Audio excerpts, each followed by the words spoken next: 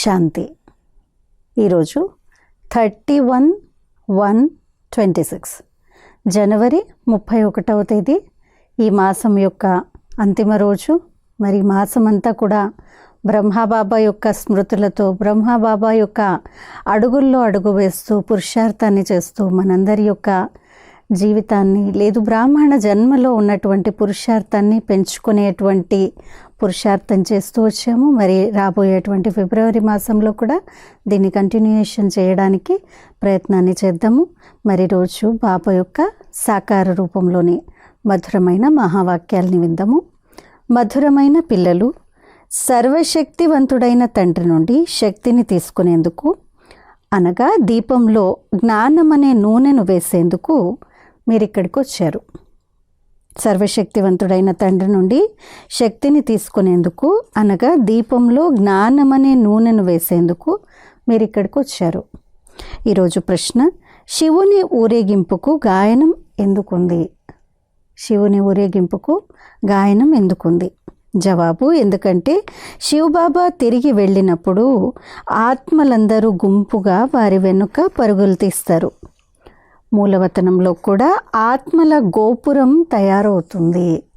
ఆత్మలందరూ కూడా మనం చిత్రంలో చూసినట్లయితే గోపురంలాగా పైన శివబాబా అందరి తండ్రి ఉన్నట్టుంది కదా. సో గోపురం తయారవుతుంది. పవిత్రంగా అయ్యే పిల్లలైన మీరు బాబాతో పాటు కలిసి వెళ్తారు.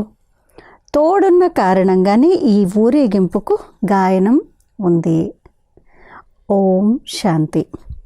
మనమందరము సోదరులము మరియు వారు మనందరికీ తండ్రి అన్న పాయింట్ను పిల్లలు మొట్టమొదట అర్థం చేసుకోవాలి. వారిని సర్వశక్తివంతుడు అని అంటారు. మీలో సర్వశక్తులు ఉండేవి. మీరు విశ్వంపై రాజ్యం చేసేవారు. భారతదేశంలోనే ఈ దేవీ దేవతల రాజ్యం ఉండేది, అనగా పిల్లలైన మీ రాజ్యం ఉండేది. మీరు పవిత్ర దేవీ దేవతలుగా ఉండేవారు. మీ కులము లేక వంశం ఉండేది. వారంతా నిర్వికారులుగా ఉండేవారు. నిర్వికారులుగా ఉన్నది ఎవరు? ఆత్మలు. ఇప్పుడు మీరు మళ్ళీ నిర్వికారులుగా అవుతున్నారు.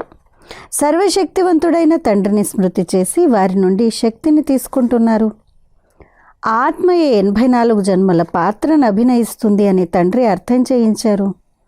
తనలో ఏ సతోప్రధాన శక్తి అయితే ఉండేదో అది తక్కువైపోతూ ఉంటుంది. సతోప్రధానుల నుండి తమో ప్రధానులుగా అవుతుంది. బ్యాటరీ శక్తి తగ్గిపోతూ ఉంటే ఇక మోటార్ ఆగిపోతుంది. మోటార్ డిశ్చార్జ్ అయిపోతుంది.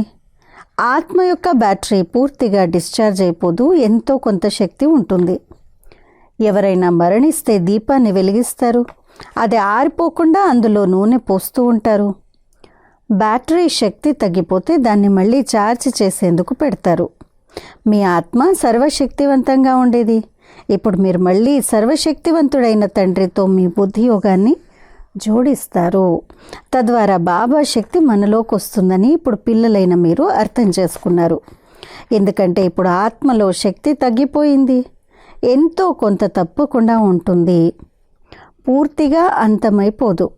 అలాగైతే శరీరమే ఉండదు. ఆత్మ తండ్రిని స్మృతి చేస్తూ పూర్తిగా శుద్ధంగా అయిపోతుంది. సత్యుగంలో మీ బ్యాటరీ పూర్తిగా ఛార్జ్ అయి ఉంటుంది. మళ్ళీ మెల్లమెల్లగా తగ్గిపోతూ ఉంటుంది. త్రేతాయుగం వచ్చేసరికి మీటర్ తక్కువ అవుతుంది. వాటినే కళలు అని అంటారు. మళ్ళీ ఆత్మ ఏదైతే సతోప్రధానంగా ఉండేదో అది సతోగా అయ్యింది. శక్తి తగ్గిపోతుంది అని అంటారు. మనం సత్యుగంలో మనుష్యుల నుండి దేవతలుగా అవుతామని మీరు అర్థం చేసుకున్నారు. నన్ను స్మృతి చేసినట్లయితే మీరు తమో ప్రధానుల నుండి సతో ప్రధానులుగా అయిపోతారు అని ఇప్పుడు తండ్రి అంటారు. ఇప్పుడు మీరు తమో ప్రధానులుగా అయిపోయారు కాబట్టి మీ శక్తి అంతా దివాలా తీసేసింది. మళ్ళీ తండ్రిని స్మృతి చేయడం ద్వారా మీ శక్తి తిరిగి వస్తుంది. ఎందుకంటే దేహ సహితంగా దేహ సంబంధాలు ఏవైతే ఉన్నాయో అవన్నీ అంతమైపోనున్నాయి అని, మళ్ళీ మీకు అనంతమైన రాజ్యం లభిస్తుందని మీకు తెలుసు. తండ్రి కూడా అనంతమైన వారు కావున వారిచ్చే వారసత్వం కూడా అనంతమైందే. ఇప్పుడు మీరు పతితులుగా ఉన్నారు. మీ శక్తి పూర్తిగా తగ్గిపోతూ వచ్చింది. హే పిల్లలు, ఇప్పుడు మీరు నన్ను స్మృతి చేయండి. నేను సర్వశక్తివంతుడను. నా ద్వారా ఆల్మైటీ రాజ్యం లభిస్తుంది. సత్యుగంలో దేవీ దేవతలు మొత్తం విశ్వంపై యజమానులుగా ఉండేవారు, పవిత్రంగా ఉండేవారు. వారిలో దైవీ గుణాలు ఉండేవి. ఇప్పుడు ఆ దైవీ గుణాలు లేవు. అందరి బ్యాటరీ పూర్తిగా డిశ్చార్జ్ అయిపోయింది. ఇప్పుడు మళ్ళీ ఆ బ్యాటరీ నిండుతుంది. పరంపిత పరమాత్మతో యోగాన్ని జోడించకుండా బ్యాటరీ ఛార్జ్ అవ్వజాలదు. ఆ తండ్రియే సదా పావనమైన వారు. ఇక్కడ అందరూ అపవిత్రంగా ఉన్నారు. ఎప్పుడైతే పవిత్రంగా ఉంటారో అప్పుడు బ్యాటరీ ఛార్జ్ అయి ఉంటుంది. కావున ఇప్పుడు ఒక్కరినే స్మృతి చెయ్యాలి అని బాబా అర్థం చేయిస్తారు. ఉన్నతోన్నతమైన వారు భగవంతుడు, మిగిలిందంతా రచన. రచన ద్వారా రచనకు ఎప్పుడూ వారసత్వం లభించదు. రచయిత అయితే ఒక్కరే, వారు అనంతమైన తండ్రి. మిగిలిన వారంతా హద్దులోని వారు. అనంతమైన తండ్రిని స్మృతి చేయడం ద్వారా అనంతమైన రాజ్యాధికారం లభిస్తుంది. కావున తండ్రి మా కొరకు కొత్త స్వర్గ స్థాపనను చేస్తున్నారు అని పిల్లలు తమ హృదయంలో భావించాలి. డ్రామా ప్లాన్ అనుసారంగా స్వర్గ స్థాపన జరుగుతోంది. సత్యుగం రానున్నదని మీకు తెలుసు. సత్యుగంలో సదా సుఖమే ఉంటుంది. అది ఎలా లభిస్తుంది? నన్నొక్కటినే స్మృతి చేయండి. నేను సదా పావనుడను. నేనెప్పుడు మనుష్యతనువును తీసుకోను అని తండ్రి కూర్చొని అర్థం చేయిస్తారు. నేను దైవీ తనువును తీసుకోను, అలాగే మనుష్యతనువును తీసుకోను అనగా నేను జనన మరణాల్లోకి రాను. కేవలం పిల్లలైన మీకు స్వర్గరాజ్యాధికారం ఇచ్చేందుకు నేను వస్తాను. ఎప్పుడైతే ఇతడు 60 సంవత్సరాల వానప్రస్థంలో ఉంటాడో అప్పుడు ఇతడి తనువులోకి నేను వస్తాను. ఇతడే పూర్తి సతోప్రధానం నుండి తమో ప్రధానంగా అయ్యాడు. నంబర్ 1 ఉన్నతోన్నతమైన వారు భగవంతుడు. ఆ తర్వాత సూక్ష్మవతన వాసులైన బ్రహ్మ, విష్ణు, శంకర్లు అని అంటారు. నిజానికి వారేమీ లేరు. బాబా వీరి అర్థాన్ని కూడా వివరిస్తారు. కేవలం వీరి సాక్షాత్కారం జరుగుతుంది. సూక్ష్మవతనం మధ్యలో ఉంది కదా, అక్కడ శరీరాలు ఉండజాలవు. సూక్ష్మ శరీరాలు కేవలం దివ్య దృష్టి ద్వారా దర్శింపబడతాయి. మనుష్య సృష్టి అయితే ఇక్కడే ఉంది. వారైతే కేవలం సాక్షాత్కారాల కొరకు ఉంచబడిన ఫరిస్తాలు. పిల్లలైన మీరు కూడా ఎప్పుడైతే అంతిమంలో పూర్తిగా పవిత్రంగా అయిపోతారో అప్పుడు వారి సాక్షాత్కారం కూడా జరుగుతుంది. ఇటువంటి ఫరిస్తాలుగా అయి మళ్ళీ సత్యుగంలో ఇక్కడికే వచ్చి స్వర్గాధిపతులుగా అవుతారు. ఈ బ్రహ్మ విష్ణువునేమి స్మృతి చేయడు. ఇతడు కూడా శివబాబానే స్మృతి చేస్తాడు మరియు విష్ణువుగా అవుతాడు. కావున ఇది అర్థం చేసుకోవాలి కదా. వీరు రాజ్యాన్ని ఎలా పొందారు? యుద్ధాలు మొదలైనవేవి జరగవు. దేవతలు హింస ఎలా చేస్తారు? ఎవరు ఒప్పుకున్నా ఒప్పుకోకపోయినా ఇప్పుడు పిల్లలైన మీరు తండ్రిని స్మృతి చేసి రాజ్యాన్ని తీసుకుంటారు. హే పిల్లలు, దేహ సహితంగా దేహ సర్వధర్మాలను వదిలి నన్నొక్కడిని స్మృతి చేయండి అని గీతలో కూడా ఉంది. వారికి మమకారం ఉండేందుకు అసలు దేహమే లేదు.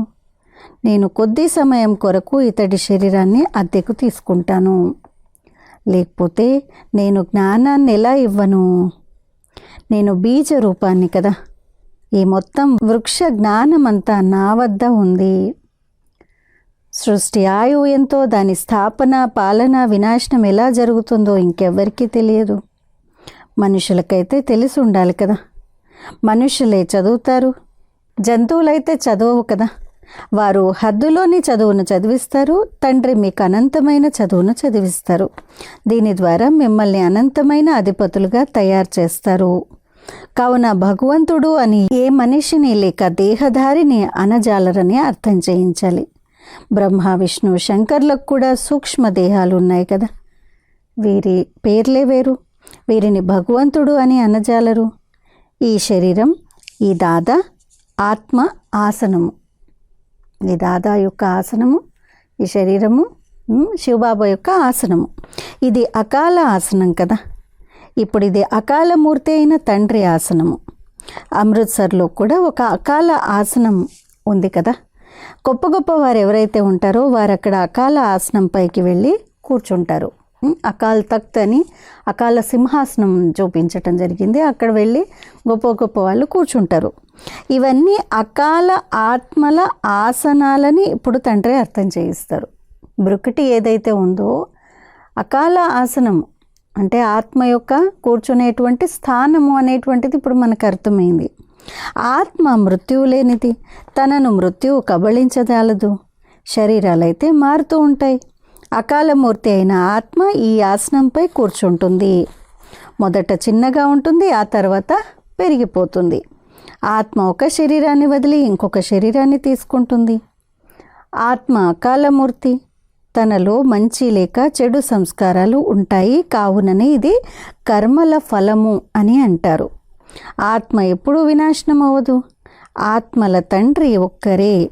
ఇది అర్థం చేసుకోవాలి కదా. తండ్రి శాస్త్రాల విషయం ఏమైనా వినిపిస్తారా?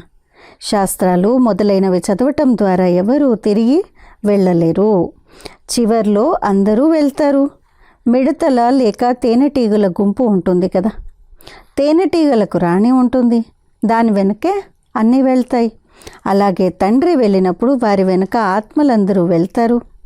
మూలవతనంలో ఆత్మలందరి నివాసము ఉంటుంది. ఇక్కడ ఉన్నది మనుషుల గుంపు. కావున ఈ గుంపు కూడా ఒకరోజు అటు పరిగెత్తనుంటుంది. తండ్రి వచ్చి ఆత్మలందరినీ తీసుకువెళ్తారు. శివుని ఊరేగింపు అని అంటారు. పిల్లలు అని అనండి, లేక ప్రేయసులు అని అనండి. తండ్రి వచ్చి పిల్లలను చదివించి స్మృతి యాత్రను నేర్పిస్తారు. పవిత్రంగా అవ్వకుండా ఆత్మ వెళ్ళలేదు. ఎప్పుడైతే పవిత్రంగా అయిపోతారో అప్పుడు మొట్టమొదట శాంతిధామంలోకి వెళ్ళిపోతారు. అక్కడికి వెళ్ళి అందరూ నివాసం ఉంటారు. మళ్ళీ అక్కడి నుండి మెల్లమెల్లగా వస్తూ ఉంటారు. వృద్ధి జరుగుతూ ఉంటుంది. మీరే తండ్రి వెనుక మొట్టమొదట పరిగెడతారు. మీకు తండ్రితో లేక ప్రేయసులకు ప్రియునితో యోగం ఉంది. రాజధాని తయారవ్వనున్నది కదా. అందరూ కలిసిరారు. అక్కడ ఆత్మలందరి ప్రపంచము ఉంది. అక్కడి నుండి మళ్ళీ నెంబర్ వారీగా వస్తారు. వృక్షం మెల్లమెల్లగా వృద్ధి నొందుతుంది. మొట్టమొదట ఆది సనాతన దేవతా ధర్మం ఉంటుంది. దాన్ని తండ్రి స్థాపిస్తారు. మొట్టమొదట మనల్ని బ్రాహ్మణులుగా తయారు చేస్తారు. ప్రజాపిత బ్రహ్మ ఉన్నారు కదా. ప్రజలు పరస్పరం సోదరి సోదరులు అయిపోతారు. బ్రహ్మకుమారి కుమారులు ఎంతోమంది ఉన్నారు. తప్పకుండా నిశ్చయ బుద్ధి కలిగి ఉంటారు. కావున ఇంతమందిగా అయ్యారు. బ్రాహ్మణులు ఎంతమంది ఉన్నారు? కచ్చాగా ఉన్నారా లేక పక్కాగా ఉన్నారా? కచ్చాగా ఉన్నారా పక్కాగా ఉన్నారా? మీరు కొందరు 99 మార్కులు తీసుకుంటారు, మరికొందరు 10 మార్కులు తీసుకుంటారు. మరి వారు కచ్చాగా ఉన్నట్లే కదా. మీలో కూడా ఎవరైతే పక్కాగా ఉంటారో వారు తప్పకుండా మొదట వస్తారు. కచ్చాగా ఉండేవారు చివర్లో వస్తారు. ఇది పాత్రధారుల ప్రపంచము. వారు తిరుగుతూ ఉంటారు. సత్యుగము, త్రేతాయుగము, ఇది పురుషోత్తమ సంగమ యుగము. దీని గురించి ఇప్పుడు తండ్రి తెలియజేశారు. ఇంతకుముందు మనం కల్పం ఆయువు లక్షల సంవత్సరాలు అని తప్పుగా భావిస్తూ వచ్చాము. ఇది పూర్తి 5000 సంవత్సరాల చక్రము అని ఇప్పుడు తండ్రి తెలియజేశారు. అర్ధకల్పం రామరాజ్యము మరియు అర్ధకల్పం రావణుని రాజ్యము. కల్పం లక్షల సంవత్సరాలు ఉన్నట్లయితే అది సగం సగం కూడా అవ్వజాలదు. సుఖ దుఃఖాల ఈ ప్రపంచం తయారు చేయబడి ఉంది. ఈ అనంతమైన జ్ఞానం అనంతమైన తండ్రి నుండి లభిస్తుంది. శివబాబా శరీరానికి పేరేమీ లేదు. ఈ శరీరం ఈ దాదాకు చెందింది. తండ్రి ఎక్కడున్నారు? తండ్రి కొద్ది సమయం కొరకు దీన్ని అద్దెకు తీసుకున్నారు.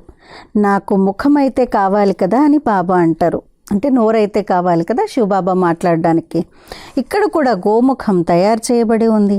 పర్వతాల నుండి నీరు వస్తూ ఉంటుంది. అక్కడ వారు గౌముఖాన్ని తయారు చేశారు. దాని నుండి నీరు వెలువడుతుంది. దాన్ని గంగాజలంగా భావిస్తారు. గంగా ఎక్కడి నుండి వచ్చినట్టు? ఇవన్నీ సత్యమైనవి. అసత్యమైన కాయము, అసత్యమైన మాయ, అసత్యమైనటువంటిది ఈ ప్రపంచమంతా. झूठी माया झूठी काया झूठा है सब సంసార్ అని అంటారు. భారతదేశం స్వర్గంగా ఉన్నప్పుడు దాన్ని సత్యఖండం అని పిలిచేవారు. మళ్ళీ ఆ భారతదేశమే పాతగా అవుతుంది, అప్పుడు దాన్ని అసత్యఖండము అని అంటారు. ఈ అసత్యఖండంలో ఎప్పుడైతే అందరూ పతితులుగా అయిపోతారో అప్పుడు తండ్రి మమ్మల్ని పావనంగా తయారు చేసి ఈ పాత ప్రపంచం నుండి తీసుకువెళ్ళండి అని పిలుస్తారు. నా పిల్లలందరూ కామచితిపైకెక్కి నల్లగా అయిపోయారు అని తండ్రి అంటారు.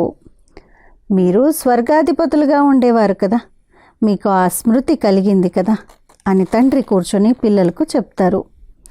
వారు పిల్లలకే అర్థం చేయిస్తారు, మొత్తం ప్రపంచమంతటికీ అర్థం చేయించరు, మీకే అర్థం చేయిస్తారు. తద్వారా మా తండ్రి ఎవరు అన్నది మీకు తెలుస్తుంది. ఈ ప్రపంచాన్ని ముళ్ళ అడవి అని అంటారు. అన్నింటికన్నా పెద్దదైన కామం ముళ్ళునే గుచ్చుతూ ఉంటారు, కామం ముళ్ళుని గుచ్చుతూ ఉంటారు. ఇక్కడ భక్తులు కూడా ఎంతోమంది ఉన్నారు. వారు శాకాహారులుగానే ఉంటారు, అలాగని వారు వికారాల్లోకి వెళ్ళరని కాదు. అలాగే బాలబ్రహ్మచారులు కూడా ఎందరో ఉంటారు. బాల్యం నుండి అశుద్ధమైన భోజనము మొదలైనవేవి తీసుకోరు.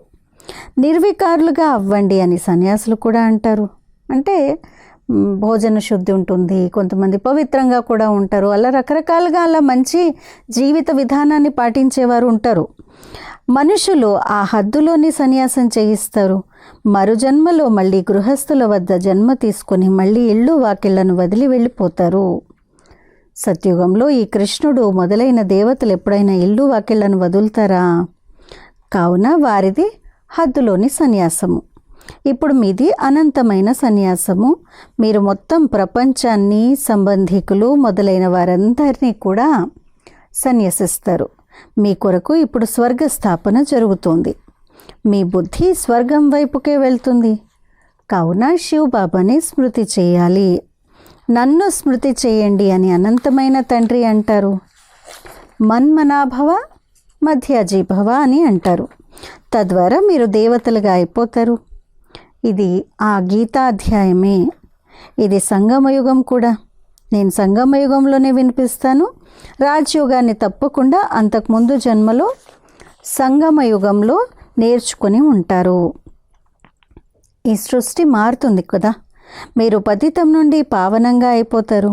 ఇప్పుడు ఇది పురుషోత్తమ సంగమయుగము. ఇప్పుడు మనం ఈ విధంగా తమో ప్రధానుల నుండి సతో ప్రధానులుగా అవుతాము.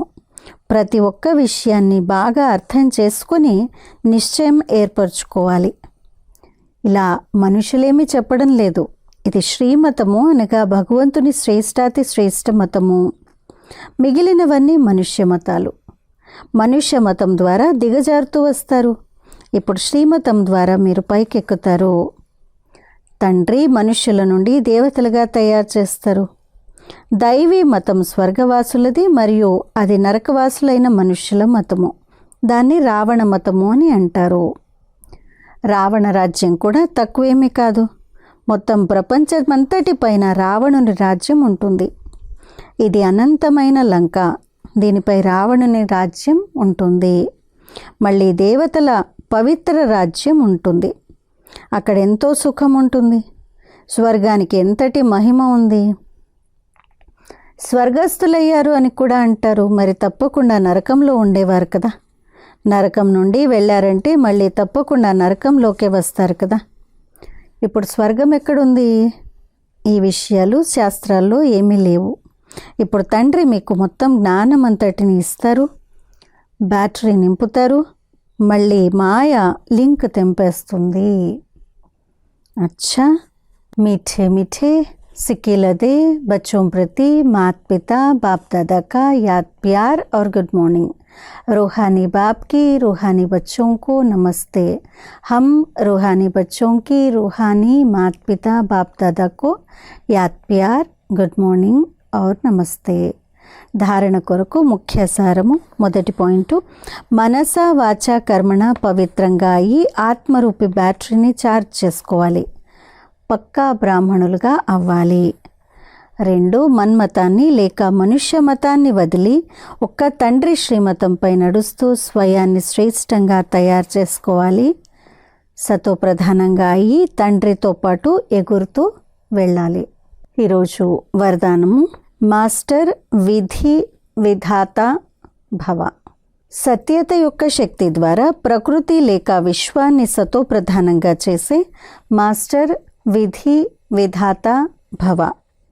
సత్యత యొక్క శక్తి ద్వారా ప్రకృతి లేక విశ్వాన్ని సతో ప్రధానంగా చేసే మాస్టర్ విధి విధాత భవ. ఎప్పుడైతే పిల్లలైన మీరు సత్యత శక్తిని ధారణ చేసి మాస్టర్ విధి విధాతలుగా అవుతారో అప్పుడిక ప్రకృతి సతో ప్రధానంగా అయిపోతుంది.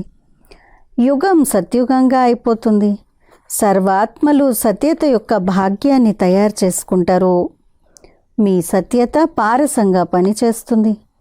ఏ విధంగా పారసం లోహాన్ని పారసంగా చేసేస్తుందో అలా సత్యత యొక్క శక్తి ఆత్మను, ప్రకృతిని, సమయాన్ని, సర్వ సామాగ్రిని, సర్వ సంబంధాలను, సంస్కారాలను, ఆహార వ్యవహారాలను సతో ప్రధానంగా చేసేస్తుంది.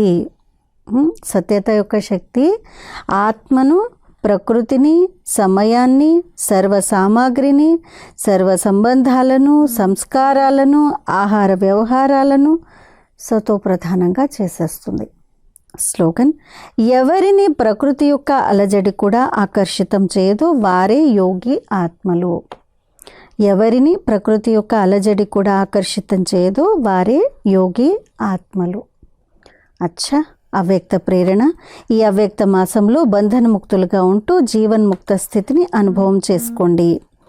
స్వదర్శన చక్రధారుల నుండి ఛత్రధారులుగా అయినట్లయితే దేహ స్మృతికి చెందిన అనేక వ్యర్థ సంకల్పాల చక్రం నుండి, లౌకిక మరియు అలౌకిక సంబంధాల చక్రం నుండి, తమ అనేక జన్మల స్వభావ మరియు సంస్కారాల చక్రం నుండి మరియు ప్రకృతికి చెందిన అనేక ఆకర్షణల చక్రం నుండి ముక్తులై బాబా నుండి ప్రాప్తించిన అనేక శక్తుల ద్వారా ఇతర ఆత్మలను కూడా అనేక భ్రమణాల నుండి సహజంగానే వదిలింపచేసి జీవన్ముక్తులుగా చేయగలరు.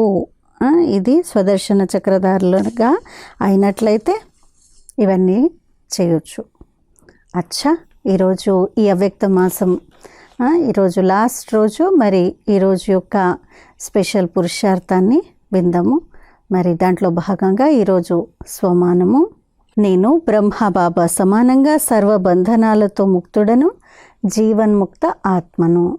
ఈరోజు योगाभ्यासము: मैं आत्मा परमात्मा छत्र छाया के नीचे अनेक प्रकार के चक्रों से मुक्त, सर्व शक्तियों से संपन्न स्वदर्शन चक्रधारी बन पूरे कल्प के लिए सर्व खजानों से भरपूर हो रही हूँ. నేను ఆత్మను పరమాత్మ ఛత్రఛాయ క్రింద అనేక రకాలైనటువంటి చక్రాలు, అంటే రకరకాలైనటువంటి ఇలాంటి బంధనాలు లాగేటువంటివి చక్రాల నుండి ముక్తులుగా, సర్వశక్తులతో సంపన్నంగా, స్వదర్శన చక్రధారిగా అయి పూర్తి కల్పం కోసం సర్వ ఖజానాలతో నిండుగా తయారవుతున్నాను అనే అభ్యాసాన్ని చేయాలి. మరి రోజు ధారణ: స్వదర్శన చక్రధారి की स्मृति से अनेक चक्रों से सहज मुक्त अनुभव करना. స్వదర్శన చక్రధారి అనే స్మృతితో అనేక చక్రాల నుండి సహజంగా ముక్తులుగా అనుభవం చేయండి. స్వదర్శన చక్రధారి యొక్క స్మృతితో అనేక చక్రాల నుండి సహజంగా ముక్తులుగా అనుభవం చేయండి. అచ్చా, ఇది ఈరోజు యొక్క బాబా యొక్క మన కోసం స్పెషల్ పురుషార్థం యొక్క అభ్యాసము మరియు ధారణ. అచ్చా, ఓం శాంతి.